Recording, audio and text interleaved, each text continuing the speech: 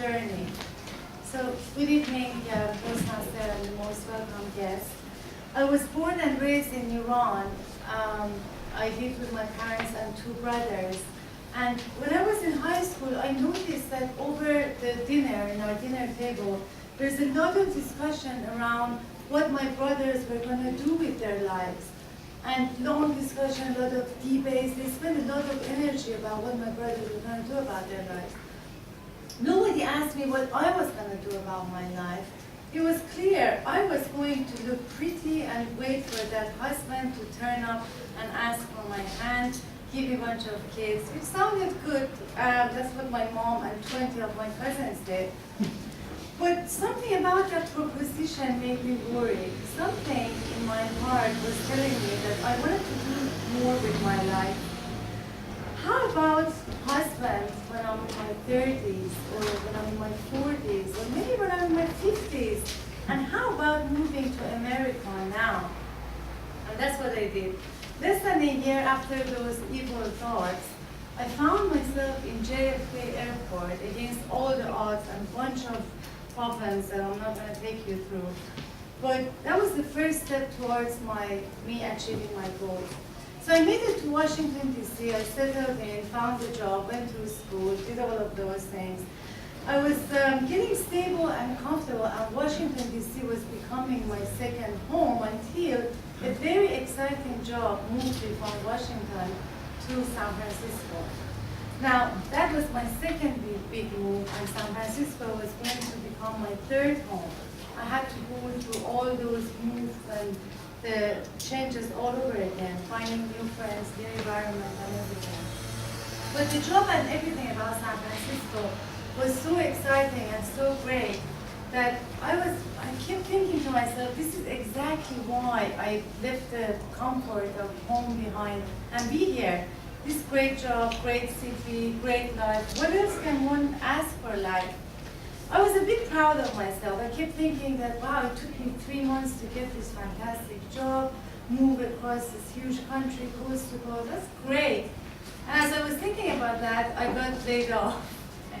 I lost my job in less than 2 months, and with me, the entire Silicon Valley actually lost their job because of the dot-com crisis, followed by 9/11. So we all lost our jobs, and I was left with thinking, what should I do now? Do I go back to Washington? Maybe not. I said a serious goodbye to all my friends.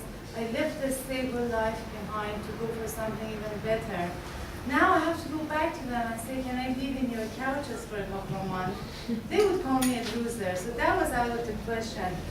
How about Iran? Then I started thinking, maybe that idea of finding a husband is not that bad. Maybe I should let him worry about redundancy, rent, mortgage, and everything. But I thought about it. That wasn't me. I wasn't going to do that.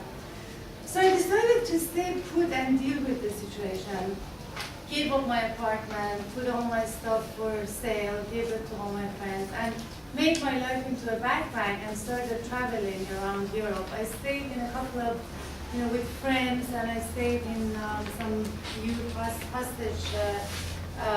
hostages.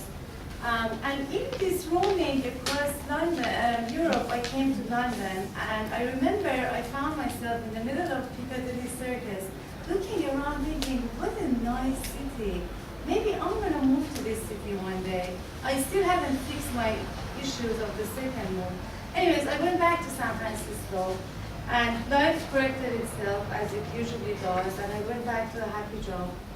And again, as everything was normal and getting stable, and San Francisco was becoming my third home, my company asked me if I wanted to move to London. Then my boss said, think about it carefully. Move is not for everyone. It's really hard.